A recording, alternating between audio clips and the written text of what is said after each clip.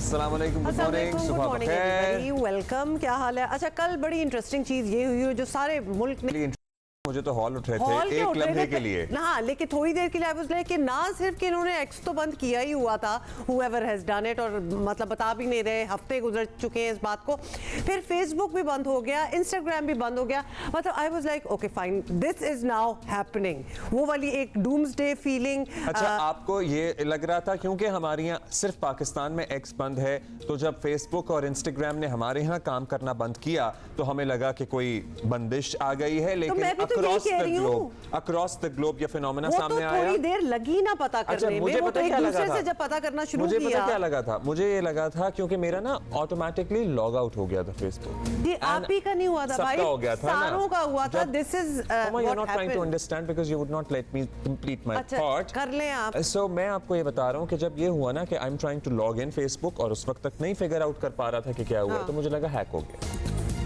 बहुत ही दूर तक पहुंच गए थे, क्योंकि ये भी हो जाया करता होता है, लेकिन हमारे यहाँ तो ये सिलसिला चल ही रहा है ना एक्स वाला, तो लिहाजा लॉग आउट बाय द वे सारे हो गए थे।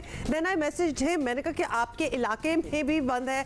आई थॉट कोई हमारी इंटरनेट इशू, कनेक्टिविटी का इशू है, बट फिर आहिस्ता आहिस्ता पता चला कि ये लिटरली ग्लोबल प्रॉब्लम थी and it was not just confined to us. तो था नहीं कंफर्म करने के लिए व्हाट्सएप ग्रुप में एक थैंकफुली मैसेज आया हुआ था कि जी फेसबुक व्हाट्सएप चल रहा था, बड़ा व्हाट्सएप चल रहा था और उस पर एक मैसेज आ गया था कि भाई फेसबुक और इंस्टाग्राम पूरी दुनिया में डाउन है और एक्चुअली एक्स के जितने भी मेटा के प्लेटफॉर्म्स हैं वो तमाम मुतासिर हुए थे।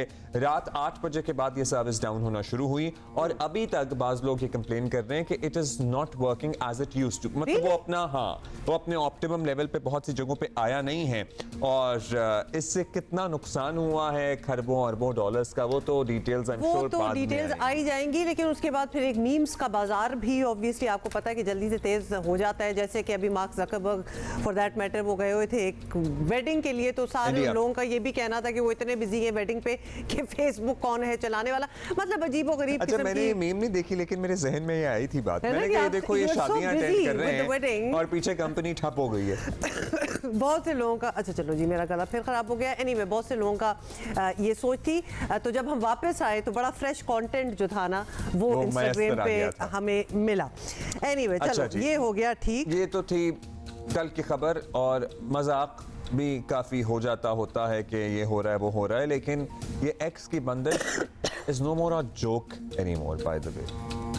बहुत सारा इसके इर्द गिर्द भी जोक अराउंड कर लिया, इस पे बात भी हो गई, लेकिन whosoever is the decision maker इस पे गौर ख़ौज़ होना चाहिए बिकॉज दुनिया में हमारा मजाक बनता है और दिस इज नॉट राइट और इससे मिस इन्फॉर्मेशन डिसइन्फॉर्मेशन में इजाफा होता है, इसमें कोई कमी नहीं आती। रोज हम ये बात करते हैं, पता नहीं कोई सुनने वाला है कि नहीं है, is another story all together. लेकिन मूविंग ऑन जी, आपको बताएं कि शहबाज शरीफ वजीर आजम बन गए, बल्कि अब वो मुतहर्रिक भी हो गए हैं और कल उन्होंने बारिशों से मुतासरा शहर गवादर का दौरा किया और अब एक ही बात हो रही है कि काबीना का ऐलान कब होगा, विच इज़ सो ट्रू। मतलब आप आ गए हैं, आप चल फिर रहे हैं, अब आप यहाँ पहुँच गए हैं, लेकिन बाकी अपनी कैबिनेट का भी तो बताएं, आवाम को पता तो चले कि इस बार क्या कुछ बदल रहा है। और कल ज़राए से इतनी बात सामने आई कि डार साहब को वजारत ख़जाना नहीं दी जा रही, तो इस पर बड़ी स्पेकुलेशन हो रही थी, बहुत हो रही थी। It's one of the most important ministries, naturally हम सारे उस पर काइंड ऑफ डिपेंडेंट हैं। तो हर हमने तो आपको पता है इंपॉर्टेंट मिनिस्ट्रीज में एक IT की मिनिस्ट्री डाली हुई है खुद अपने, वो तो हमने डाली दी है ना, हमने डाली हुई है because we need to reiterate again and again, reiterate in fact again and again क्या, और tell people and emphasize on this कि जितनी बाकी मिनिस्ट्रियां अहम हैं, IT मिनिस्ट्री भी उतनी ही ज़रूरी है, उतनी अहम है, उससे सबसे ज़्यादा अहम है क्योंकि it is the future, it is the way forward and it is a way out. खैर, मोहम्मद एक मारूफ बैंकर हैं मोहम्मद औरंगजेब, उनके बारे में बहुत सी खबरें आ रही सामने आ रहा है। हाँ जी, ये जी तस्वीर भी सामने आ रही है आपके। और मुसद्दिक मलिक ने इस खबर की बराह रास्त तस्दीक तो नहीं की, लेकिन इतना ज़रूर कहा कि उन्हें अहम किरदार मिलने वाला है मोहम्मद औरंगजेब साहब को। राइट, रिमेंबर दिस नेम, मैंने भी याद कर दिया।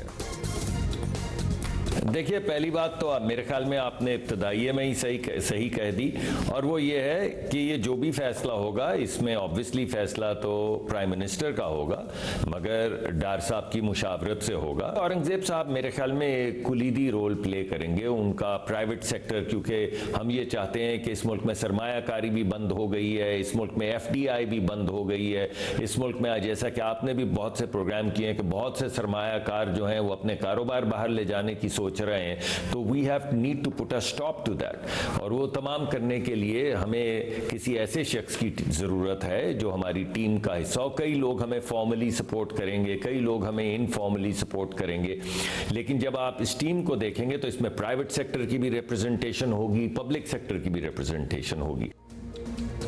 अच्छा जी, ये आपने सुन लिया। आगे आपको बताएं कि उधर पंजाब की मुमकिना काबीना के बारे में कयास राइयाँ हो रही हैं, और ये बड़ा मोमेंट भी, टाइम भी यही है कि इस किस्म की बड़ी रोज़ आपको 3-4 खबरें इस किस्म की मिलेंगी।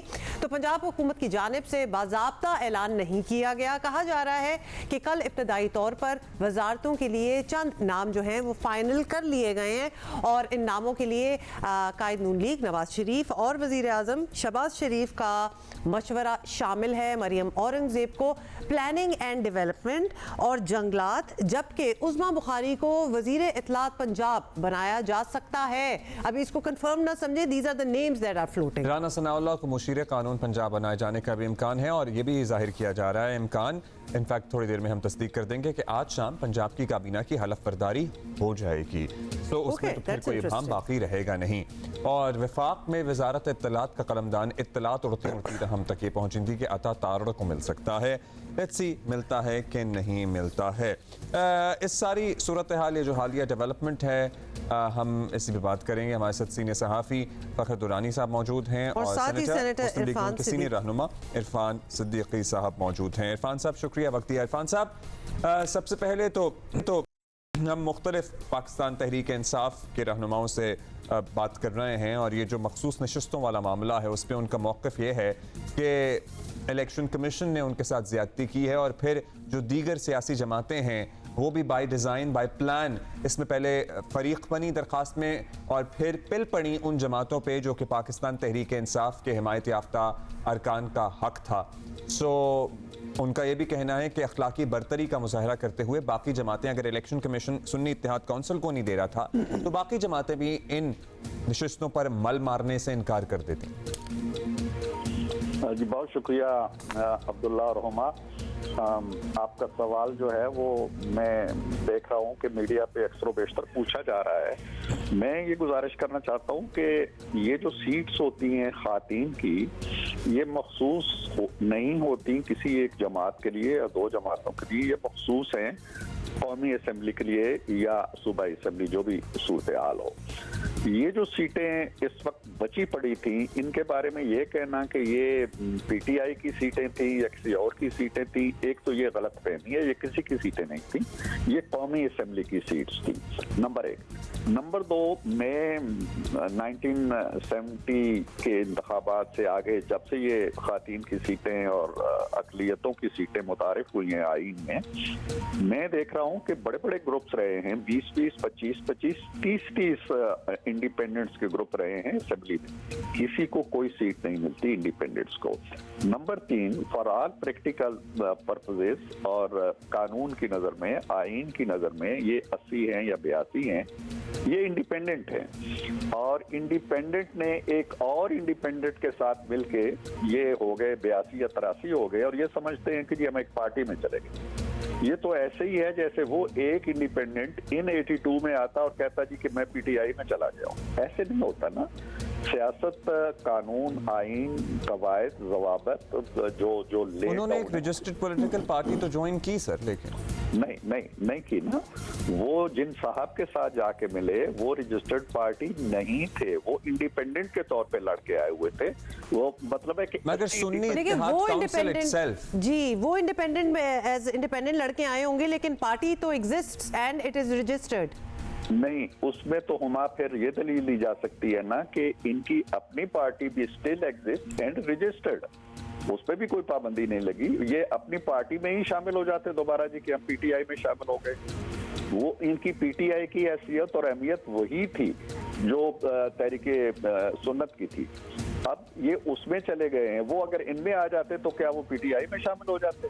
ऐसे नहीं होता ना, कानून और कायदा भी कोई चीज होती है। और दूसरा ये है कि ये बात जो अखलाकियात की और की जाती है ना अब्दुल्ला और हुमा, मामला ये है, वो बहुत पहले हमारे एक बड़े सगीर के लीडर मौलाना अबुल कलाम आज़ाद ने कहा था कि सियासत के सीने में दिल नहीं होता।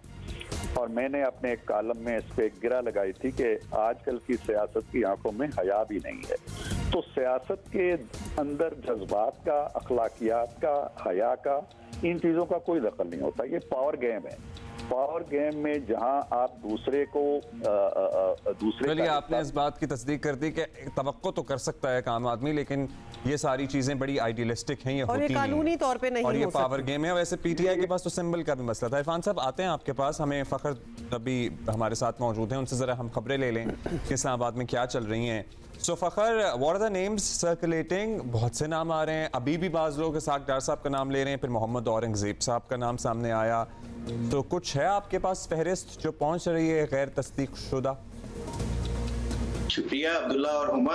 देखें, ये जिस तरह खबरों के लिए आप कह रहे हैं कि हर सहाफ़ी पिछले 2-3 दिनों से भाग दौड़ कर रहा है कि कहीं से कोई नाम पता चल जाए विफाकी काबीना के लिए, पंजाब की काबीना के लिए, बल्कि इरफान सिद्दीकी साहब मौजूद हैं अभी शो में। मैं इनसे भी कोशिश कर रहा था कि कोई नाम पूछ सकूं। मैं भी कोशिश कर रहा था। आप बताएंगे, इनसे हम कंफर्म कराएंगे।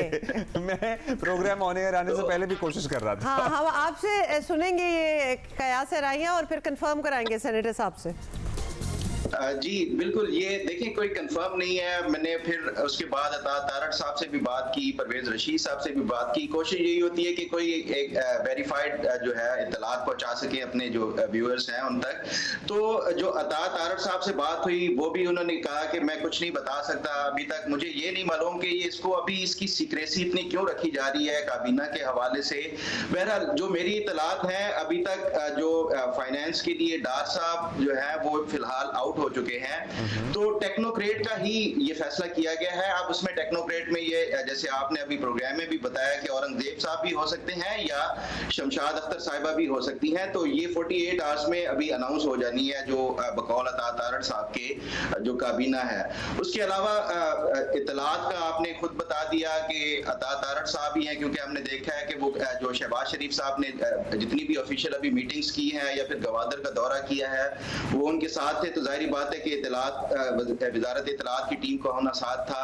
तो उससे ये लग रहा है कि अता तारड़ साहब जो है वजीर इत्तलात के लिए होंगे। उसके साथ साथ फिर ये मुसद्दिक मलिक साहब का नाम चल रहा था कि शायद वो भी इत्तलात के लिए या फाइनेंस के लिए वो हो सकते हैं। जो मेरी इत्तला है, मुसद्दिक मलिक साहब का पेट्रोलियम सेक्टर पे काम है काफी सारा, तो उनको जो पेट्रोलियम का कलमदान है वो दिए जाने का इम्कान है। इसी तरह के जो बाकी जो पिछली काबीना थी उसमें कुछ नाम थे, एहसन इकबाल साहब हैं या ख्वाजा आसिफ साहब हैं। ख्वाजा आसिफ साहब का तो तकरीबन ये कंफर्म ही है कि उनको डिफेंस का वो मिलेगा।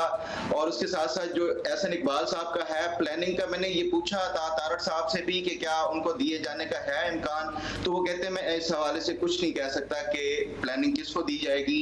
फिर इसी तरह जो फाइनेंस का, ये हमने देखा मीडिया के ऊपर इसाक डार मोहम्मद फॉरेन मिनिस्ट्री का, जी फॉरेन मिनिस्ट्री का हमने सुना कि इसाक डार साहब का नाम लिया जा रहा है, लेकिन मुझे इसकी कहीं से भी कंफर्मेशन नहीं मिली अभी तक। ख्याल है कि वो अभी वजीर आजम के पास रहेगा और मे बी लेटर ऑन इत्तेहादियों में बट जाए। फखर, नाम काफी आपने लिए हैं, जरा अभी कंफर्म करा लेते हैं। सेनेटर साहब तो हमारे साथ हैं ही।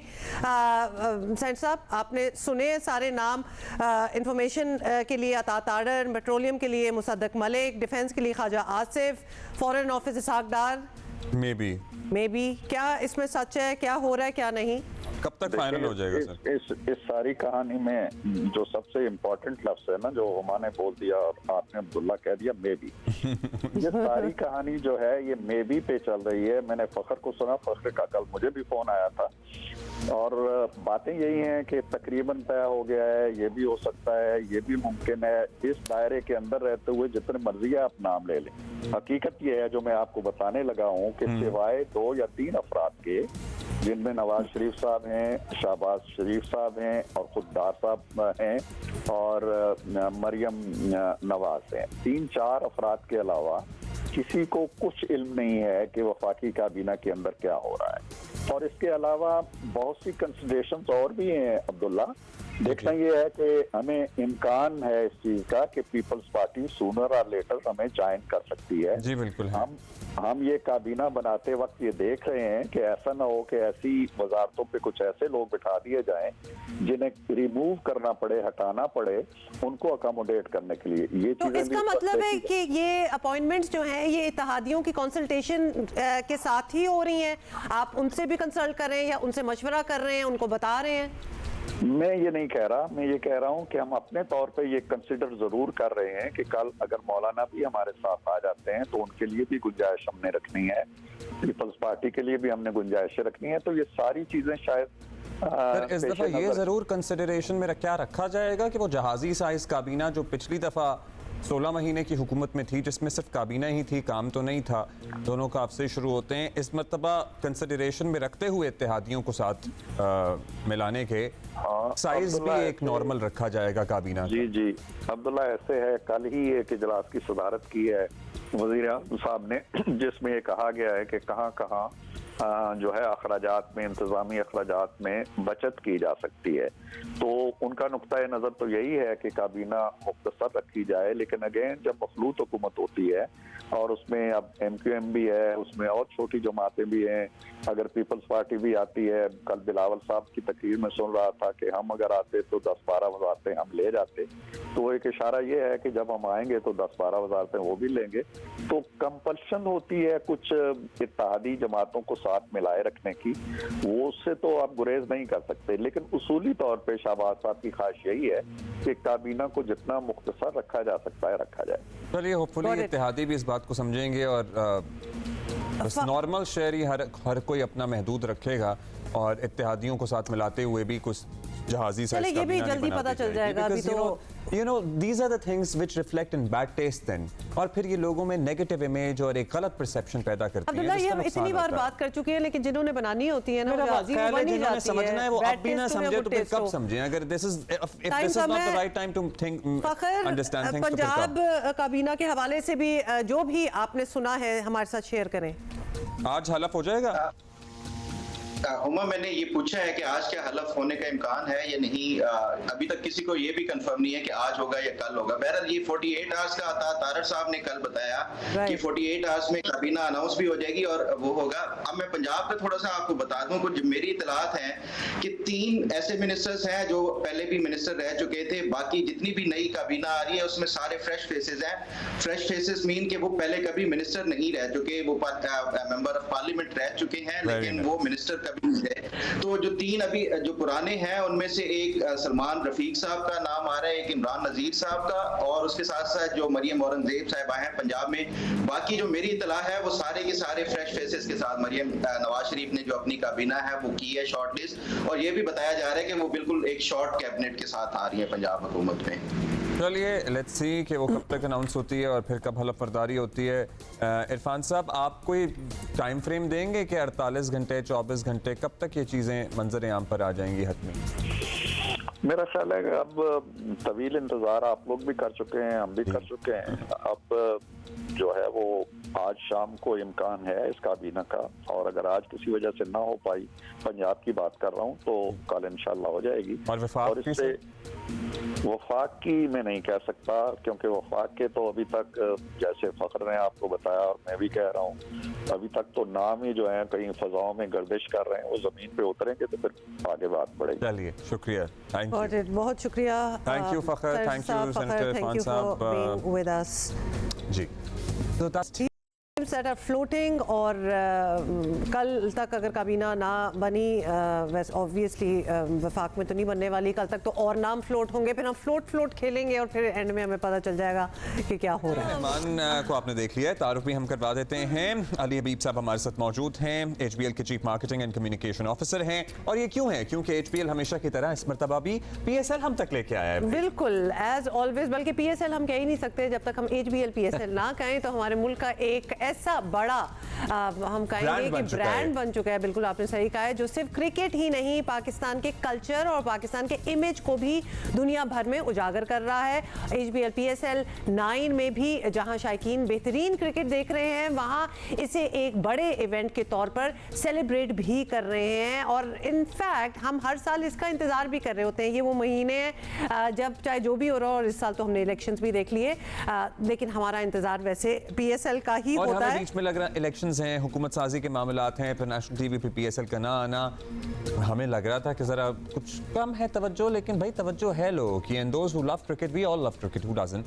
तो वो देख रहे हैं, एक्सेप्ट कराची, बाकी तमाम स्टेडियम जैम पैक्ड ही हैं। वो हम डिस्कस करेंगे। इसके बाद फिर HPL is associated with PCL, सो लाजिम व मलजूम सा हो गया PSL, ये लाजिम व मलजूम सा हो गया मामला। बिल्कुल बिल्कुल, हम तो ये अभी आप मैं सुना आप कहते हैं PSL, हम तो उसको HBL PSL कहते हैं, क्योंकि हमारा वो मानना है कि जैसे HBL का एक स्लोगन है कि जहाँ ख्वाब वहाँ HBL, तो अब हम ये कहते हैं कि जहाँ PSL वहाँ HBL, क्योंकि अब लोग अब उसको HBL PSL, और ये है भी, अगर आप 9 साल से ये जैसे अभी आपने कहा कि ये अब ये क्रिकेट नहीं रहेगी, ये अब एक आपके सोशल कैलेंडर का एक इवेंट आ गया है कि आपको पता है कि फरवरी मार्च आएगा तो आपको पता है कि HBL PSL आएगा।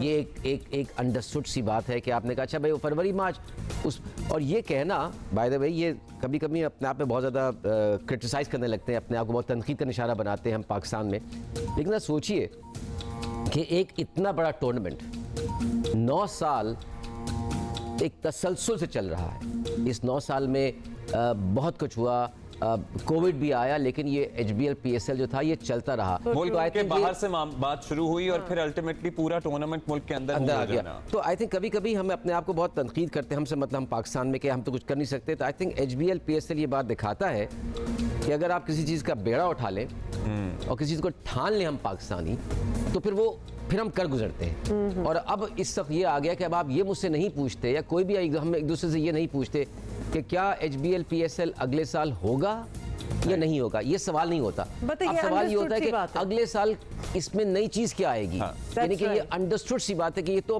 होगा। अच्छा, एक आयरॉनिक बात हम कर दें कि हम पिछले कुछ दिनों में कह रहे थे कि हमारे कल्चर की इतनी चीजें हैं जो कि बंद कर दी गई हैं, बैन कर दी गई हैं, यानी बसंत हो ना हो PSL जरूर होगा। तो हमारा ये लिटरली हमारे कल्चरल कैलेंडर में पहले बसंत और जश्न बहार के तो चले, अब 2-4 इवेंट्स होते हैं, अब PSL आ गया। मेरे ख्याल में HBL PSL को आप जश्न बहारा कर सकते हैं, यही जश्न बहारा है कि भाई जश्न मना रहे हैं, क्रिकेट खेल रहे हैं, बाहर का मौसम है, स्टेडियम में बैठे हैं। हर शहर का मौसम भी बदलते हुए हमें इस पूरे महीने में नजर आ जाता है, कहाँ बारिश हो रही है, कहाँ बेहतर मौसम हो गया। अच्छा, ये इसको री इन्वेंट या फिर री एनर्जाइज करने की ऑब्वियसली हर साल जरूरत होती है, ऑल्दो आप लोग ही इसके साथ कनेक्टेड हैं। पलट दो खेल, ये how did you come up with this slogan and what does it mean for PSL 9? देखिए, इसका ये पलट दो खेल जो इस साल HBL ने इसको एसोसिएट किया है HBL PSL के साथ, ये इफ्तिताह इस स्लोगन की HBL PSL से हुई है, लेकिन हम HBL का ख्याल और इरादा इंशाल्लाह यही है कि हम इसको आगे लेके जाएंगे। और इसके पीछे तसव्वुर क्या है, इसके पीछे सोच क्या है। देखिए, हम पाकिस्तान के ऊपर बहुत तनकीद करते हैं, मेरे ख्याल में पाकिस्तान के सबसे बड़े नक़ाद हम खुद हैं, हम पाकिस्तान। अच्छा, हमारा HBL का मानना ये है कि पाकिस्तान में, और हम आपका भी मानना ये है, आपकी ज़ाती ज़िंदगी में हो रहा होगा, चीज़ें अच्छी भी हो रही हैं पाकिस्तान में, मुस्बत बातें भी हो रही हैं। अगर सब कुछ ख़राब हो तो क़यामत की तरफ इंसान दुनिया चली जाए। तो HBL कह रहा है कि भाई जो चीज़ पाकिस्तान में अच्छी हो रही है, अच्छा मोबाइल फ़ोन का ज़माना है, आप जो भी चीज़ देखती हैं, करती हैं या करते हैं, तो आप उसको फ़ौरन मोबाइल फ़ोन पे अपलोड करके उसको आप पोस्ट कर देते हैं। पलट दो खेल का मतलब ये है कि आओ पाकिस्तान को एक नई निगाह से देखो, एक मुस्बत निगाह से देखो, और जब ये देखोगे तो जो पाकिस्तान के बारे में हमारी सोच है, जो हमारा एक नज़रिया है, वो नज़रिया बदल जाएगा। और जब हमारी सोच बदलेगी, जब हमारा नज़रिया बदलेगा, तो दुनिया का नज़रिया बदलेगा। क्योंकि देखिए, दुनिया पाकिस्तान को आपकी निगाह से देखती है। जो आप भी कभी किसी मुल्क जाते हैं अब्दुल्ला, तो आप कहते हैं आओ देखें भाई उस मुल्क में मैं जा रहा हूँ घूमने के लिए, उस मुल्क के रहने वाले उस मुल्क के बारे में क्या बात कर रहे हैं। हमारा कहना ये है कि जब पाकिस्तानी पाकिस्तान के बारे में अच्छी बात करेंगे, तो दुनिया भी मेरा पाकिस्तान ख्याल के है बारे में आज से अच्छी बात ज़्यादा तो करेगी। आज से Change the ज़्यादा game. इसकी ज़रूरत थी नहीं, क्योंकि अभी हमारा सोशल फैब्रिक डिस्टर्ब्ड है। Let's be honest about it, there is extreme political polarisation, और हमारा मईशत तो चलें जो है वो है, हमारी माशरत बड़ी एट स्टेक है, और हम सबको इसमें कंट्रीब्यूशन करनी होगी। ये पलट तो खेल PSL तक तो आप चले हैं और मुसलसल इसके साथ पार्टनरशिप में हैं, इसके साथ नत्थी हो गए जिसे कहते हैं ना, और भी ऐसे कोई प्लान्स हैं इन पाइपलाइन, चूंकि आपने कहा कि पलट दो खेल सिर्फ क्रिकेट तक महदूद नहीं हम रखेंगे, जिसके साथ आप एसोसिएट होंगे, जिसमें मे बी हम पाकिस्तान का एक पॉजिटिव इमेज दुनिया में उजागर करने के लिए कोई कंट्रीब्यूट कर सकें। देखिए, पलट दो खेल न सिर्फ एक स्लोगन है बल्कि एक सोच है। तो जहां भी आप हम पाकिस्तानी, चाहे वो HBL एक इदारे के तौर पर या अब्दुल्ला और हुमा एक इनफरादी शख्स के तौर के ऊपर, आप कोई भी अच्छी चीज़ कर रहे हो तो आप पाकिस्तान का खेल पलट रहे हैं। तो ये इसका एक फलसफा है, मैंने बताया। लेकिन अभी आपको इसका एक अमली जामा बताता हूँ जो HBL PSL का ताल्लुक़ नहीं है।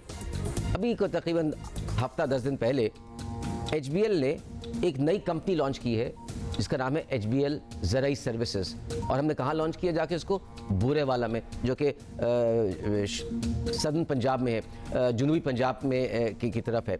और इस कंपनी का ये कंपनी बैंकिंग नहीं करेगी, ये कंपनी जाकर किसानों को बताएगी कि आप अपनी किस तरह बेहतर तरीके से काश्तकारी कर सकते हैं, आप ही किस तरीके से फसल की पैदावार बढ़ सकती है। ये खेल पलटने की बात हो रही है। लोगों ने कहा भाई ये तो HBL बैंक है, ये क्या अब किसानों को जाके क्या समझा रहा है? भाई इससे समझा रहा है कि जब उनकी पैदावार काश बढ़ेगी, काश बेहतर हो, काश्तकारी बेहतर होगी, पैदावार बढ़ेगी, पाकिस्तान उस इलाके का हाल बेहतर होगा, पाकिस्तान की मईशत बेहतर होगी, हिल पलटेगा। तो यानी इन अ नटशेल आप सारी प्रोग्रेसिव चीज़ों के साथ obviously HBL wants to be attached with, ना सिर्फ ये आगे उसको मजीद बेहतर कैसे ना सिर्फ HBL बल्कि HBL का देखिए, HBL एक इदारा है, एक हद तक कर सकता है। हमारी उम्मीद ये है कि इसके देखा देखी अब्दुल्ला साहब जो है वो भी एक नई सोच देखते पाकिस्तान को देखेंगे। हुमा साहिबा जो है वो और उनके घर वाले भी एक नई सोच से पाकिस्तान को देखेंगे कि यार हमारा अब हम पे फ़र्ज़ है। हम बहुत कहते हैं कि ये हुकूमत नहीं, हुकूमत का तो जो काम है कैम है, लेकिन हुकूमत हम ही लोगों से तो बनती है। तो बात यह है कि आप इनफरादी तौर पे, इज्तिमाई तो ठीक है, इनफरादी तौर पे आप क्या कर रही हैं या कर रहे हैं। तो इसीलिए हमारा जिसका अगर आप देखिए जो स्लोगन वो यही है कि भाई जहाँ कोई अच्छी चीज़ देखो, फ़ोन उठाओ, उसका वीडियो बनाओ और उसको पलट दो खेल हैशटैग पे अपने सोशल मीडिया प्लेटफॉर्म पे, चाहे वो आप ट्विटर पे हो, चाहे वो आप इंस्टाग्राम पे हो, चाहे वो आप फेसबुक पे हो। आजकल इसका दौरा है सोशल मीडिया का, उस पर लगा दीजिए। हो सकता है, बहुत मुमकिन है, उम्मीद है कि शायद ये एक सोच बदल जाए। इंटरेस्टिंग, ये अच्छा है कि आपने लोगों को पर्सपेक्टिव भी है, उसके साथ नई चीजें भी हैं ऑब्वियसली। इन्होंने हैशटैग पलट दो खेल के साथ आप जो भी आपके इर्द गिर्द अच्छी चीज हो रही है, वो अंग्रेजी में कहते हैं ना चेंज द गेम अराउंड, ये लिटरली वही वाली चीज है कि कोई और जाविया हो, इसका कोई और पर्सपेक्टिव हो और डिफरेंटली चीजें करके देखी जाए। और जब हम देखने की बात करते हैं तो थोड़ा सा हमारा ये भी सवाल था, सजेशन है मेरा ख्याल है कि हम खेल पलटना वहीं से शुरू करें जब हम स्टेडियम में जाएं और अपना कचरा अपने साथ ले आएं, या एटलीस्ट एक बैग में डाल के उसे संभाल के रख दें। क्योंकि कुछ तस्वीरें पिछले दिनों आई नेशनल स्टेडियम कराची की, जिसमें जब सफाई की गई तो मतलब कचरे के ढेर अंबार थे। पता ये भी बड़े, हम यहाँ से भी शुरू कर सकते हैं और खेल पलटने की कोशिश कर सकते हैं। प्लेटफॉर्म पे बैठ के जापानियों की कितना जिक्र करते हैं कि क्या सोच है उनकी और क्या वो जबरदस्त, दुनिया के किसी कोने में भी जाते हैं, सफाइयाँ करके निकलते हैं कि हमारा कोई गंद कचरा वगैरह जो इधर ना रह जाए। फिर एक और ऑनर करने वाली बात है ग्राउंड स्टाफ, जो क्रिकेट स्टेडियम में ग्राउंड स्टाफ होता है। इस बार हमने फॉर द फर्स्ट टाइम देखा है कि उनको थोड़ा सा हाईलाइट किया जा रहा है, उनकी कॉन्ट्रीब्यूशन कितनी ज़्यादा होती है। तो new things have to come in it as well. Major sponsors for the PSL, आप लोग की contribution होती है for the next year's planning as well, या फिर ये सिर्फ PCB का काम है, या आप लोग अपनी suggestions float कर सकते हैं? देखिए, ये एक HBL PSL एक इतना बड़ा मार्का होता है, सच अ बिग लॉजिस्टिकल एक्सरसाइज कि इसमें बहुत सारे लोग स्टेक होल्डर्स मिलकर बैठते हैं। PCB होती है, मेजर स्पॉन्सर्स हैं, फ्रेंचाइजेज हैं, शहरी इंतज़ामिया होती है, ज़िलाई, सूबाई और कौमी इंतज़ामिया भी इसमें शामिल हो जाती है। तो इसकी जारी तो आपका जो सवाल है वो ये है कि सब मिल करके ये फैसला करते हैं कि भाई इसको किस तरीके से चलाना है, क्या करना है, इसमें क्या जिद्दत लानी है, इसमें क्या नई चीज़ लेकर आनी है। तो हाँ, HBL PCB को मशवरे देता है और जिस तरह से फ्रेंचाइजेस भी देते हैं और मिल बैठ करके, और होपफुली इन मशवरों के बाद मजीद बेहतर प्रोडक्ट जो है मैं अगले सालों में देखने को मिलेगी।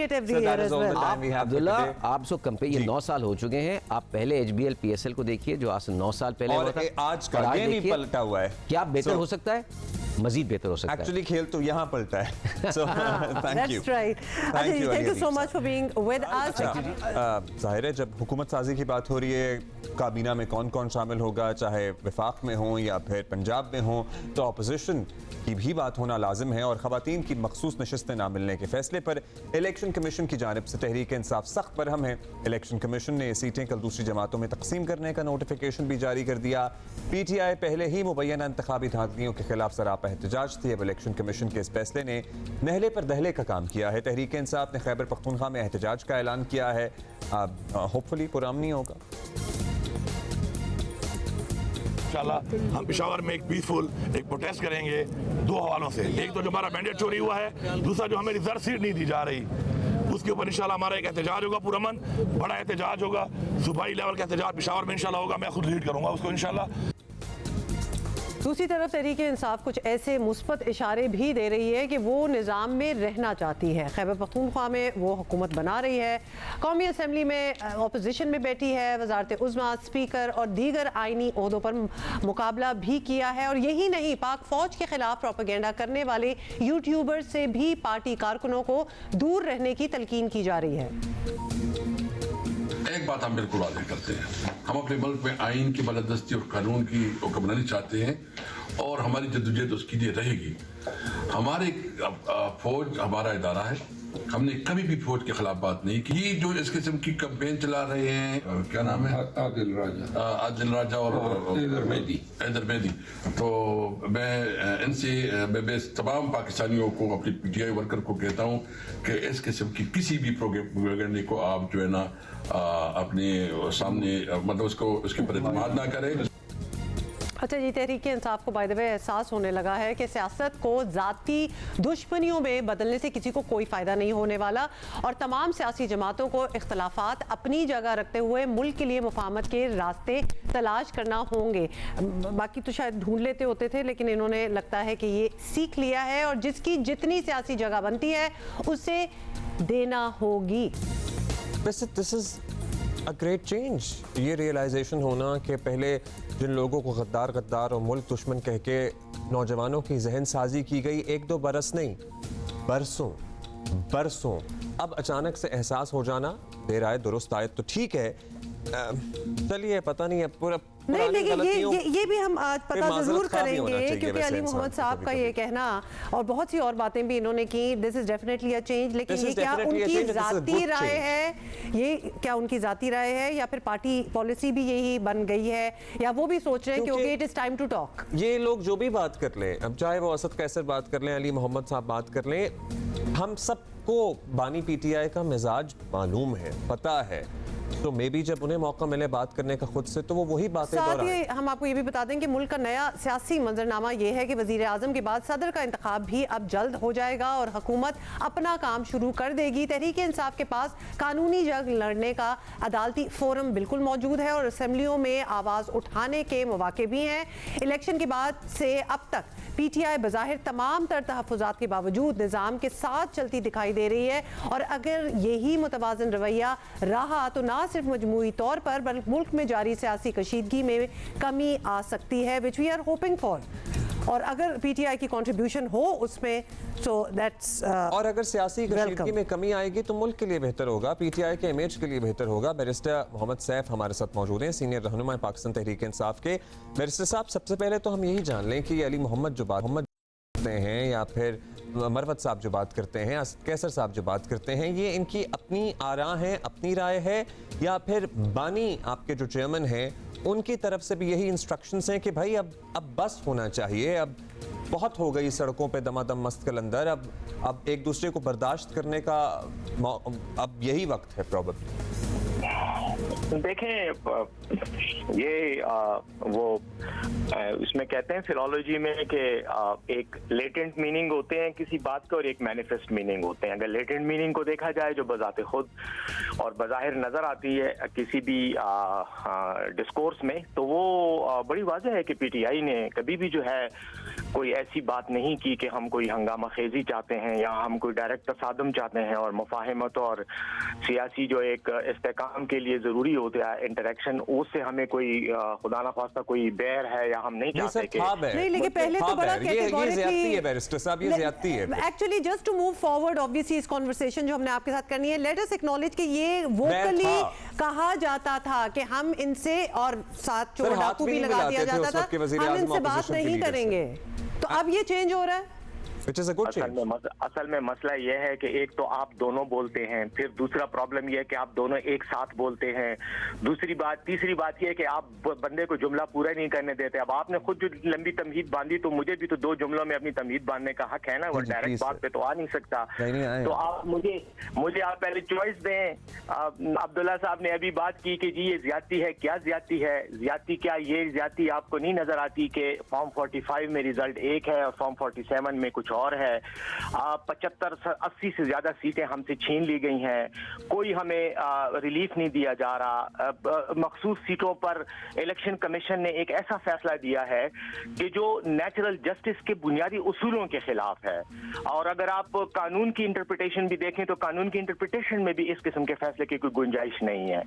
अब इस तरह की सिचुएशन को ज्यादती ना कहना और इस बात को कहना कि पीटीआई ने 1994 में जरदारी साहब को चोर कहा था या नवाज शरीफ को चोर कहा था, उसको लेके फिरना तो मेरे ख्याल में सुनते हैं हम, जो आपका मौकिफ है उसको बरमला पहुंचाते हैं, और उसके पॉइंट्स जो हमें लगता है कि जिन पे तनकीद हो सकती है उस पे खुल के तनकीद करते हैं। जी, तो 30 सेकंड आपने इस बात पे भी ले लिए, इस कमेंट पे मुझे बिल्कुल पता है, इसलिए मैं आपके प्रोग्राम में आया हूं कि आप मुझे मेरा मौकिफ इजहार करने के लिए मौका दिया। जी सर, गो अहेड। तो अब जी थैंक यू। अच्छा, अब रह गई बात ये कि पीटीआई के मौक़िफ़ में क्या तब्दीली है। पीटीआई पर अवाम ने एतमाद किया है, पीटीआई का जो भी मौक़िफ़ था माजी में उसको अवाम ने पजीराई दी है, सपोर्ट दी है और अपने वोट की शक्ल में उसको हिमायत दी है। और यही वजह है कि पाकिस्तान में इस वक्त 5 पार्टियों के वोट एक तरफ और पीटीआई का अकेले जो वोट लिया है वो ज्यादा है। यही हमारी मौक़िफ़ की तायीद का सबूत है। दूसरी बात, हमने अपना मौक़िफ़ बदला? हमने अपना मौक़िफ़ बिल्कुल नहीं बदला। हमारा मौक़िफ़ यही है कि अगर किसी ने करप्शन की है, चोरी की है, तो उसको सजा दी जाए, उसको अहम आईनी ओहदों पर फाइज ना होने दिया जाए, डिस्क्वालीफाई किया जाए। ये तो हमारा मौक़िफ़ शुरू से था और आज भी है, उस पर हम क्यों कंप्रोमाइज करेंगे, क्योंकि हम समझते हैं कि हमारा मौक़िफ़ बिल्कुल ठीक है। रह गई बात ये कि हम किसी के साथ बैठ के बात, यस ऑफ कोर्स बात करेंगे। हम मौलाना फजलुर रहमान साहब के पास भी गए, जलसों में हमने उनके खिलाफ बातें की, उन्होंने हमारे खिलाफ बातें की, यही सियासत है पाकिस्तान की। लेकिन हम उनके पास भी गए, हम महमूद खान अचकज़ई के पास भी गए, हमने दीगर पार्टियों के साथ जिनके साथ भी राब्ता हो सकता था, बात हो सकती थी, हमने की। 2 पार्टियों के हवाले से बड़ा क्लियर मौक़िफ़ है, खान साहब का भी और पीटीआई का भी, कि मुस्लिम लीग नून के साथ और पीपल्स पार्टी के साथ हम बात नहीं करेंगे, तो हम बात नहीं कर रहे। पॉलिटिक्स में इतनी तो लिबर्टी होती है, पॉलिटिक्स हमने अवाम की मर्जी से नहीं करनी, पॉलिटिक्स हमने अपनी पॉलिसी और नजरिए के तहत करनी है। अगर अवाम हमें सपोर्ट करेगी, अवाम हमारे साथ खड़ी होगी, नहीं करेगी तो हमें रिजेक्ट कर देगी। लेकिन इस वक्त तो अवाम ने हमें एक्सेप्ट किया है और अवाम ने हमें असेंबलियों में भेजा है और बहुत बड़ी तादाद में भेजा है। इसलिए हमारा मौक़िफ़ कोई जारिहाना नहीं है, कोई तसादम का नहीं है। हम मफाहमत चाहते हैं, मुल्क की तरक्की चाहते हैं, लेकिन एक पॉजिटिव अंदाज में हम ये भी चाहते हैं कि जो हकदार है उसको उसका हक मिले।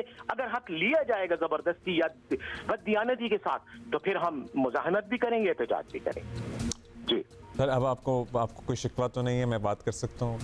बिल्कुल आप करें, आप ही बात करें, बिल्कुल आप करें। अच्छा सैफ साहब, अब ये बताइए, ये हमें लग रहा था कि तब्दीली है मौक़िफ़ की। खैर, जलसों में सब एक दूसरे के खिलाफ बातें करते हैं, वो सियासत है। अब आप मौलाना साहब के साथ बैठ गए, अब आगे का क्या प्लान है? जो इतवार को एहतजाज होगा ये मुल्कगीर होगा, क्योंकि गंडापुर साहब ने तो कहा हम पेशावर में करेंगे, या बाकी शहरों में आपने तंजीमों को भी कॉल दे दी है? और साथ ये भी ऐड कर दें कि ये पूरा अमन कैसे होगा प्लीज, क्योंकि वो पूरा जो सिस्टम है थोड़ा सा अपसेट हो जाता है, आवाम बड़े तंग हो जाते हैं इस चीज से। टू मेक श्योर कि ये पूरा अमन हो, इसकी भी कोई इंस्ट्रक्शंस दी गई हैं? देखें, पहली बात तो यह है कि एहतजाज की जो डायनेमिक्स हैं वो तो ये है कि हमने लास्ट सैटरडे को भी हफ्ते के दिन पूरे मुल्क में एहतजाज किया था। और अब इस हफ्ते जो कॉल दी गई है, गंडापुर साहब ने खुद कहा है इतवार के दिन होगा। हमारी पार्टी का ये भी डिस्कस हुआ है कि हम इसको मुल्कीर सतह पे करें। अब वो मुल्कीर सतह पे भी हो सकता है, जैसे हफ्ते को हुआ था इस तरह इतवार को भी हो जाएगा, लेकिन केपी में वजीर आला साहब ने कहा था कि मैं खुद उसको लीड करूंगा, यानी वो खुद बजाते खुद उसमें शिरकत करेंगे। अब रह गई बात पुरअमन की, ऑफ कोर्स पुरअमन होगा, क्योंकि हम एक सियासी पार्टी हैं, हम अफोर्ड ही नहीं कर सकते कि हम हंगामा करें और ऐसी जगह करें जिसमें अपनी पार्टी के झंडे उठा के हम हंगामे करें या लॉ एंड ऑर्डर का मसला पैदा करें। बिल्कुल पुरअमन होगा और अवाम को मेरे ख्याल में जमहूरी सिस्टम में हक है कि वो एहतजाज करें। यकीनन कानून हाथ में लेने की हम तसव्वुर भी नहीं कर सकते, ना हम लेंगे और ना ही हम किसी को मौका देंगे इस बात का। एहतजाज बिल्कुल हमेशा पीटीआई ने जब भी किया, हमारा एहतजाज तो पुरअमन ही रहा है। हमने तो कभी ना कोई ऐसी हरकत की है कि कोई सरकारी अमलाक को नुकसान पहुंचा या कुछ। हाँ, बाज़ औक़ात मिसक्रेंट्स आ जाते हैं, बाज़ औक़ात कोई हीट ऑफ द मोमेंट में इस तरह की हरकतें हो जाती हैं, लेकिन हमने उसको हमेशा कंडेम भी किया है। अच्छा, मुफाहमत की जहाँ बातें हो रही हैं, अली मोहम्मद साहब की गुफ्तगू हम सुन रहे थे, फिर उन यूट्यूबर्स से भी डिस्टेंस करने को कहा जा रहा है, पार्टी कारकुनों को जो हर्जा सराई करते हैं और झूठ पर मबनी अपनी यूट्यूब इकॉनमी चला रहे हैं। चलिए, ये एहसास भी अब हो गया है, विच इज़ ग्रेट। ये बताइएगा, क्या कॉन्फिडेंस बिल्डिंग मेजर्स आप लोग चाहते हैं कि किए जाएं जिससे मुफाहमत का ये सिलसिला कहीं से शुरू हो सके? क्या होना चाहिए? देखें, हमारी तरफ से तो कॉन्फिडेंस बिल्डिंग नहीं, दूसरी तरफ से होंगे, आपकी रिक्वायरमेंट क्या है? देखें, हमारी रिक्वायरमेंट सिवाय इसके कुछ भी नहीं है कि हमें मुहिब वतन जुमात के तौर पे देखा जाए, नंबर एक। दूसरी बात यह कि जो यूट्यूबर्स का रेफरेंस आपने दिया, उनसे डिस्टेंस करने की वजह यह है कि वो पाकिस्तान के फौज को बतौर एक इदारा हिट कर रहे हैं।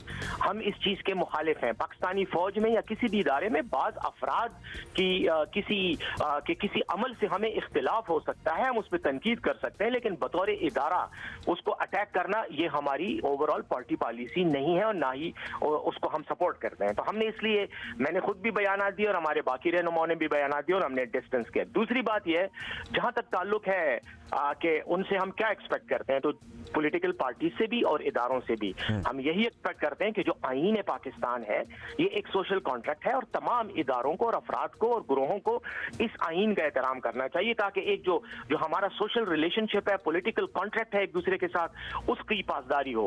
अब अगर हमें हमारा हक नहीं दिया जाता, हमसे हमारी सीटें छीनी जाती हैं, सुप्रीम कोर्ट खामोश रहता है, इलेक्शन कमीशन जानिबदार बना होगा, तो फिर हमारे पास क्या, हम यकीनन एहतजाज करेंगे और हम दूसरी पार्टियों से यही एक्सपेक्ट करेंगे कि हमें हमारा हक दो और आपका जो हक है उसको एंजॉय करो।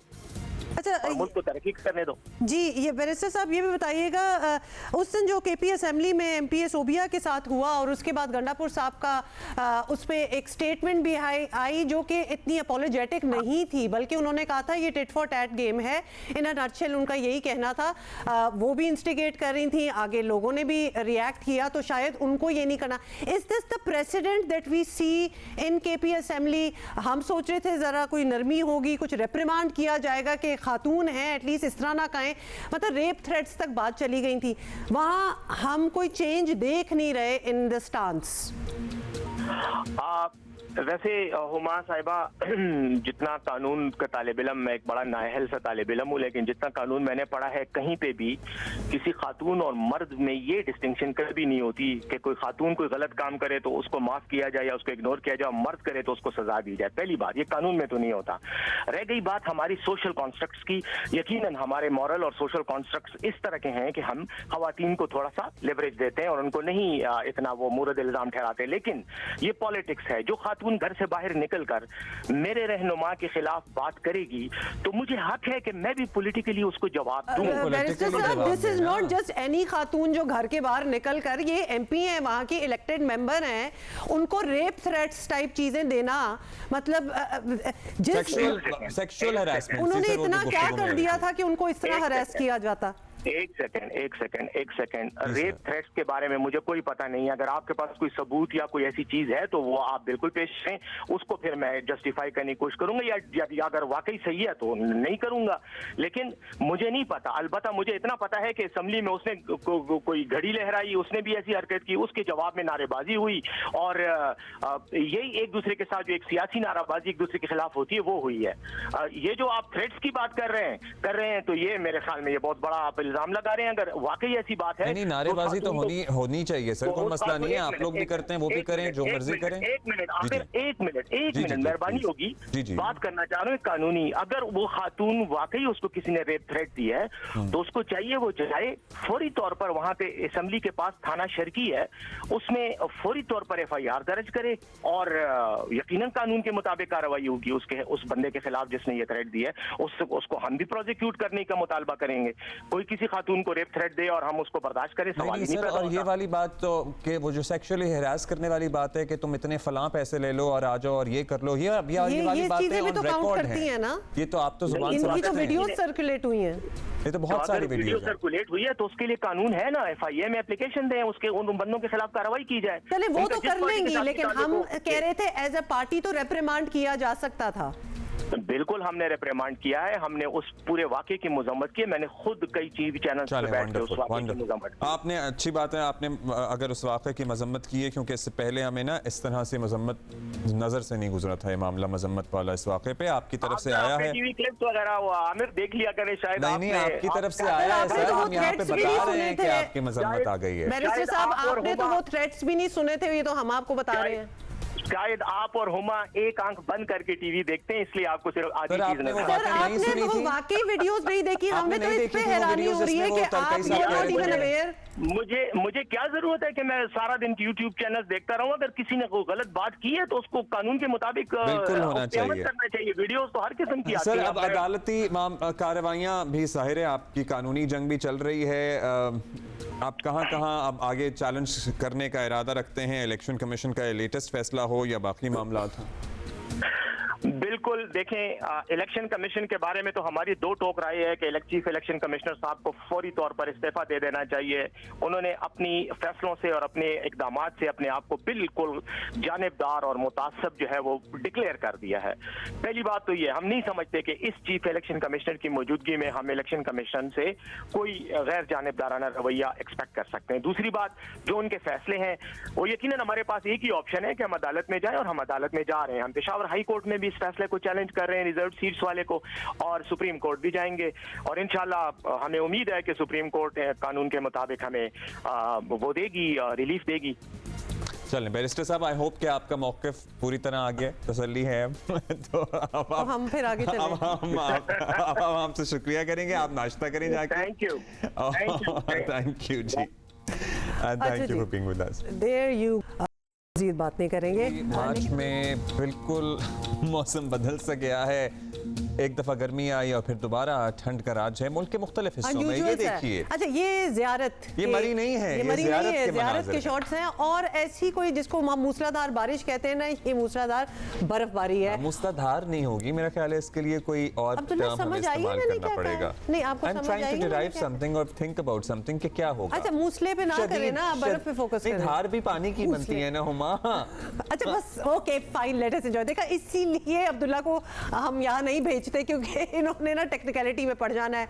और लेकिन हमारे एक और कॉरेस्पॉन्डेंट है जो होते तो हमारे साथ कराची में ही हैं, लेकिन वो पहुंच गए, बताया भी नहीं। काशिफ हमें ज्वाइन करेंगे जी। जी बिल्कुल, इस वक्त हम भी मौसम को एंजॉय कर रहे हैं, और ये खूबसूरत सा मौसम इस वक्त ज़ियारत का हो रहा है, और बर्फबारी शुरू हो चुकी है, 2 घंटे के करीब हो चुके हैं। इसी तरह की बर्फबारी जो है वो हो रही है। मेरे साथ मेरे कैमरामैन अदनान अली भी यहाँ मौजूद हैं, और अदनान अली तमाम तर मनाजिर को एंजॉय भी कर रहे हैं आज के दिन, और साथ साथ जो है वो इसको कैप्चर्ड भी कर रहे हैं। कुछ मंचले, कुछ नौजवान यहाँ मौजूद हैं, आप देख सकते हैं कि वो किस तरह जो है वो एंजॉय करते हुए दिखाई दे रहे हैं। सर्दी बहुत ज़्यादा है। अस्सलाम वालेकुम, कैसे एंजॉय कर रहे हैं आप लोगों को? सर्दी नहीं लग रही यहाँ पर? सर्दी जब लगती है, जब सर्दी लगनी हो। बहुत मजा आ रहा है, एंजॉय कीजिए, आप भी आए और आप भी मजा लीजिए। कहाँ से आए हैं आप? कराची से।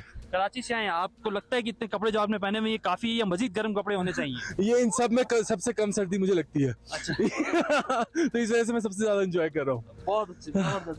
आप देख सकते हैं कि तमाम तो लोग जो है वो यहाँ मौजूद हैं, और खूब बर्फ से जो है वो एंजॉय कर रहे हैं। आप भी यहाँ आए, जो यहाँ के इंतजामिया हैं उनकी जानिब से बार बार कहा जा रहा है कि जो लोग यहाँ देख सकते हैं कि लोग भरपूर एंजॉय कर रहे हैं यहाँ पर।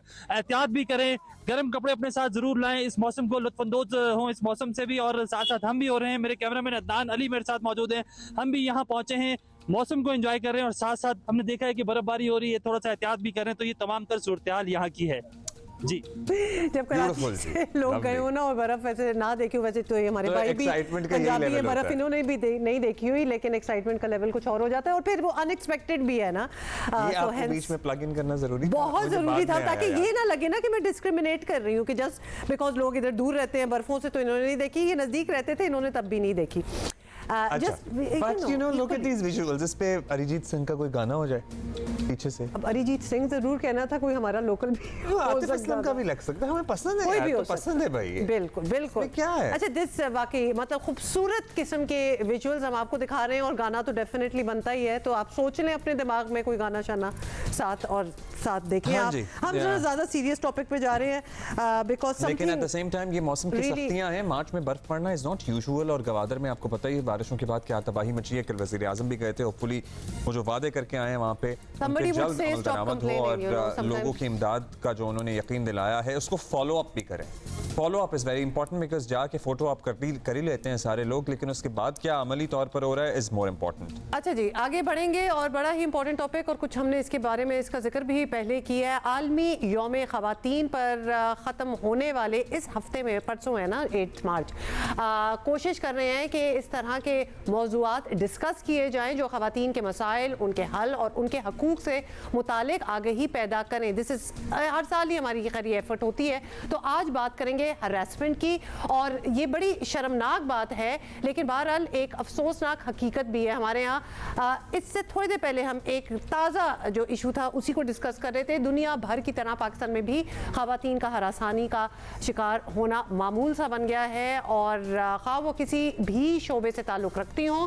इससे भी ज़्यादा अफसोसनाक बात यह है कि वो विक्टिम बनने वाली ख़वातीन को ये पता ही नहीं कि ऐसे फोरम, ऐसे इदारे मौजूद हैं जो उनकी मदद कर सकते हैं, जहां जाके वो कंप्लेन कर सकती हैं। तो हमें ये बात समझ नहीं आई कि ये कैसे मिस आउट हो गया। हालांकि मुहतसिब का दफ्तर एक ऐसी ही जगह है जहां हमने देखा है कि बड़े बासर लोगों को भी कानून के शिकंजे में लाया गया है, सजाएं दी गई हैं। शायद लोगों को इस बारे में इदराक नहीं है कि किस किस के साथ क्या क्या हुआ है और इसी बारे में आगाही देने के लिए वफाक की मुहतसिब बराए हरासानी फौजिया वक़ार साहबा को हमने आज दावत दी है। फौजी साहबा, शुक्रिया। फौजी साहबा, बड़े अरसे से है ये फोरम तो मौजूद और यही फोरम है जिस पे शिकायत दर्ज की जा सकती है, लेकिन क्या जितनी भी डिस्कशन होती है मीडिया पे, इसके बाद आप लोगों के पास नंबर ऑफ कंप्लेंट्स में ओवर द इयर्स क्या ये हमारी ही सेंस है कि most people are not aware of it, most women, या फिर आपको भी लगता है? जी, पहली बात तो आपके प्रोग्राम की वसातत से मैं सब ख़वातीन को ख़वातीन के आलमी दिन की मुबारकबाद देती हूँ। आपने बिल्कुल ठीक कहा हुआ कि not only is this celebration of the women who are doing things, बल्कि हमें ये भी याद दहानी कराता है कि मसाइल अभी हैं क्या और उनके हल के लिए मज़ीद क्या करना है। जहाँ तक हरासमेंट का ताल्लुक़ है, ये एक बहुत ही अलाइव एंड वेल मसला है। हरासमेंट हमेशा से होती आई है, मगर अब कम से कम उसके बारे में ख़वातीन जानने लग पड़ी हैं और अपना हक़ मांगने लग पड़ी हैं और तादाद जो कंप्लेंट्स की है वो बढ़ती चली जा रही है। बहुत ज़्यादा अब मैं देख रही हूँ कि ना सिर्फ पब्लिक सेक्टर से बल्कि प्राइवेट सेक्टर से भी ख़वातीन आके अपना हक़ मांगती हैं, चाहे हरासगी इस तरीके से हुई हो कि इनकार के बाद सैलरी रोक दी गई हो या प्रमोशन रोक दी गई हो, तो वो आती हैं। हाँ, अभी भी बहुत ज़्यादा इसकी जानकारी की ज़रूरत है क्योंकि लोगों को नहीं पता। आपके अगेन प्रोग्राम की वसातत से ये भी बता दूं कि हरासमेंट को रिपोर्ट करने के 2 तरीके हैं। या तो आप वफाकी और सूबाई मुतसबीन को इत्तला दे दें, वो हरासमेंट एक्ट के तहत चलेंगे, या पुलिस को, अगर वो पब्लिक प्लेस में है तो पुलिस में ताज़ीरात पाकिस्तान के तहत सेक्शन 509 है जो हरासमेंट को क्रिमिनल मैटर डिक्लेयर करता है और उसको उसी तरीके से डील करता है। अच्छा फौजिया साहिबा, कोई हरासमेंट अगर कोई देख ले होते हुए, आपको पता है कि कोई हरास हो रहा है, पब्लिक फोरम पे आपको नज़र आ रहा है, डिस्कशन हो रही है, तो और अगर जो हरास हुआ है वो कंप्लेन ना करे तो कोई और भी कर सकता है ऑन देयर बिहाफ? अभी कानून के तहत मुश्किल है। जो हरास हो रहा है उसको डायरेक्टली अग्रीव होना ज़रूरी है और उसको आके रिपोर्ट करना ज़रूरी है। अलबत्ता जो देख रहा है वो उसको सपोर्ट ज़रूर कर सकता है, उसके रिप्रेजेंटेटिव के तौर पे भी आ सकता है। बहुत ज़रूरी है ख़वातीन के लिए भी, और हरासमेंट का कानून ख़वातीन, मर्दों, ट्रांसजेंडर्ड सब के ऊपर लागू होता है। बहुत ज़रूरी है कि वो रिपोर्ट करें आगे से एक बड़े मुनासिब माहौल में। मैं आपको ये यकीन से कह सकती हूँ कि ख़वातीन यहाँ आती हैं जब मुतसिब मोतसबीन के दफ्तर में आती हैं उनको एक बहुत ही सेंसिटिव अंदाज से डील किया जाता है, दूसरी साइड को उनको बुली करने का मौका नहीं दिया जाता, रिस्पेक्टफुली उनसे बात सुनी जाती है और वो अक्सर फिर अपना मुकदमा आखिर तक लेके जाती हैं। तो उनको इनकरेज करने की ज़रूरत है कि वो खुद रिपोर्ट करें। अच्छा, एक सवाल मैंने करना है, क्योंकि बहुत से लोग ये काउंटर आर्ग्यूमेंट देते हैं कि जी एट टाइम्स ये इल्ज़ाम लगाकर किसी की रेपुटेशन ख़राब कर दी जाती है और उसका फिर उसका कोई इजाला नहीं किया जाता। क्या प्रोसेस होता है जिसके तहत क्या सबूत और शवाहिद दरकार होते हैं? क्योंकि मोस्ट ऑफ द टाइम्स एक शख्स ने आपको हरास कर दिया, आप कहाँ से सबूत इकट्ठा करेंगे? मतलब क्या फिर क्या किया जाता है? प्रूव करना। तो अब्दुल्ला साहब, आपके सवाल के दो जो पहलू हैं, एक तो ये है कि किसी पे गलत इल्ज़ाम लगाना। प्रोसेस जो होता है वो प्रिंसिपल्स ऑफ नेचुरल जस्टिस पे चलता है, जिसमें दोनों साइडों को भरपूर सुना जाता है। हर स्टेप पे ना सिर्फ कंप्लेनेंट को सुना जाता है बल्कि दूसरी साइड को भी सुना जाता है, क्योंकि मुजरिम से मुल्ज़िम तक का रास्ता काफ़ी लंबा है। उसमें शवाहिद भी देने होते हैं, उसमें दूसरी साइड को सुन के पूरा, और ना सिर्फ ऐनी शवाहिद बल्कि सर्कमस्टांशियल सब कुछ सुन के होता है। तो ये सुनने के बाद मैं आपको वसूख से कह सकती हूँ कि जो नतीजा निकलता है वो सही निकलता है। हाँ, इसके साथ साथ रेमेडीज़ ये भी हैं कि अगर किसी ने गलत इल्ज़ाम लगाया तो उसके लिए भी रेमेडीज़ हैं कि उसके ऊपर भी पेनल्टीज़ इम्पोज की जा सकती हैं। दूसरी जो आपकी साइड थी वो ये थी कि जो ख़वातीन हैं वो नेचुरली उनके पास हरासमेंट का सबूत नहीं होता, क्योंकि हरासमेंट हमेशा अकेले में होती है। तो या कोई मर्द भी अगर कंप्लेन कर रहा है हरासमेंट, तो उसकी अपनी जो शहादत है उसको भी हम बड़ी इंपॉर्टेंस देते हैं। और दूसरा, अगर उसने किसी को आके बताया कि देखो मैं अभी निकल के आई हूँ और मेरे साथ वो पीली पड़ी हुई है, उसने आके बात की है, उसकी तबीयत ख़राब हो रही है या कोई भी ऐसी चीज़ है, तो जिसको उसने बताया वो भी आके बता सकता है ये बात। फिर आजकल CCTV कैमरास का ज़माना है और टेलीफोन्स का ज़माना है, व्हाट्सएप से मैसेजेस आ रहे होते हैं, तो बहुत ज़्यादा प्रूफ मिल जाते हैं। ना भी अगर आप स्ट्रिक्ट स्टैंडर्ड ऑफ प्रूफ रखें तो आपको बहुत सारे सर्कमस्टांशियल प्रूफ्स मिल जाते हैं। अच्छा, एक तो होता है harassment at work place, obviously उसकी तो शवाहिद भी शायद CC कैमरा, आपके कुछ सपोर्ट ग्रुप भी हो, वो तो हो गया। एक होता है पब्लिक फोरम्स पे हरास करना और पब्लिकली करना, जहाँ इतने ज़्यादा लोग हो जाते हैं कि उनको इस बात का भी डर नहीं होता कि हम आइडेंटिफाई हो जाएंगे। Does that count also? उसमें अगर आप ऑनलाइन हरासमेंट भी डाल दें, क्योंकि online harassment is a reality और वो इतनी किसी को इतना ट्रॉमे में डाल सकती है कि उस पर कोई एक्शन तो होना चाहिए। Do these kind of harassments count at your forum? Absolutely Huma साहिबा, क्योंकि अब ऑनलाइन काम करने का भी बहुत ट्रेंड है और ऑनलाइन प्लेटफॉर्म्स यूज़ करने का भी बहुत ट्रेंड है। तो ऑनलाइन हरासमेंट स्क्वायरली कानून के मुताबिक आती है कानून के अंदर, और उसके साथ साथ ऑनलाइन वर्क भी आता है। तो अगर आप किसी के लिए काम कर रहे हैं ऑनलाइन और वो आपको ऑनलाइन बुली कर रहा है या उसके साथ एसोसिएटेड है हरासमेंट, वो बिल्कुल कानून के तहत ट्रायबल है। पब्लिक प्लेसेस में जहाँ होती है, अगेन मैं कहूँगी पुलिस के पास बहुत इख्तियारात हैं उसकी कॉग्निसेंस लेने के, और आजकल जो आपके सेफ सिटीज़ के कैमरे बड़े शहरों में लगे हुए हैं वो तो बिल्कुल बल्कि प्रॉपर कोर्ट के विटनेस के तौर पे या कोर्ट की शहादत के तौर पे भी काम करते हैं। और जिन लोगों ने देखा उनका भी है। मैं अगेन इनकरेज करूंगी औरतों को, अगर हरासमेंट होती है तो या खुद ले लें वीडियो या साइट वाले ऑनलाइन, मतलब ऑनलाइन हमें पूछा जा रहा है, कुछ ज़ाहिर लोग देख रहे हैं लाइव है, वो कह रहे हैं कि जी वो खवातीन जिनको जायदाद में हिस्सा नहीं मिलता और फिर वो हरास भी होती हैं अपने बहन भाइयों के हाथों, क्या वो भी आप लोगों से रब्ता कर सकती हैं या अदालत से रुजू करें? मैं नहीं जी, मैं उनको अगेन इनकरेज करूंगी, क्योंकि 2020 में जो वफाकी मोतसिब का दफ्तर है और पंजाब और KP के मोतसिबीन को भी ये इख्तियार दे दिया गया है कि वो जायदाद चाहे विरासत की हो चाहे उनकी अपनी बनाई हुई हो, उसकी कंप्लेंट लेके मोतसिबीन के पास आ सकती हैं। बहुत जल्दी होता है, कानून के मुताबिक 90 दिन में फ़ैसला करना होता है। और इसमें ख़वातीन को अगेन जो कोर्ट के जो मुख्तलिफ प्रोसीजर्स हैं उनसे छुटकारा हो जाता है, एक सेफ जगह पे आके वो कंप्लेन कर सकती हैं। हम उनको जल्द मुफ्त इंसाफ प्रोवाइड करते हैं। Got it. That is all the time we have. बहुत शुक्रिया। ज़रूर हम ख़वातीन से ये अपॉर्चुनिटीज़, ये सारे फोरम्स आपके लिए अवेलेबल हैं, यूटिलाइज करें इफ़ यू फील कि आपके साथ ज़्यादती हुई है। फौजिया विकार साहब हमारे साथ थी, फेडरल ओम्बड्सपर्सन मोतसिब मौजूद हैं। मेरा ख्याल है सोबिया साहिबा को भी मोतसिब से रब्ता MP सोबिया की, वो KP की बात हो रही है। वीकेंड पे इंडिया में एक शादी हुई जो कि सारों ने अटेंड की, मतलब मैं दुनिया में सारों ने अटेंड की, बिकॉज वो शादी जो थी वो ऐसी थी कि जो दुनिया से लोग आए हुए थे उसको अटेंड करने के लिए उन्होंने भी ऐसी शादी नहीं देखी होगी।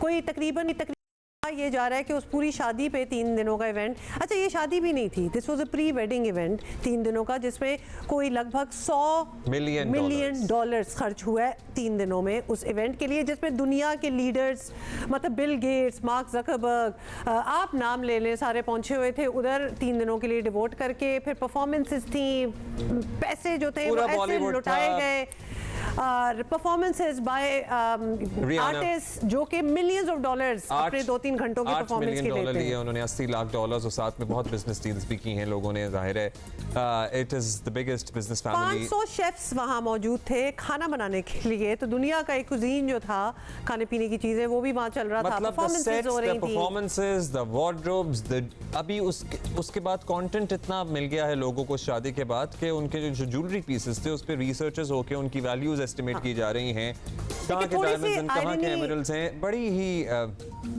अनरियल सी चीजें हैं जो इस प्री वेडिंग में, this is not even the wedding जो है, अभी शादी जो है वो जुलाई में होनी है।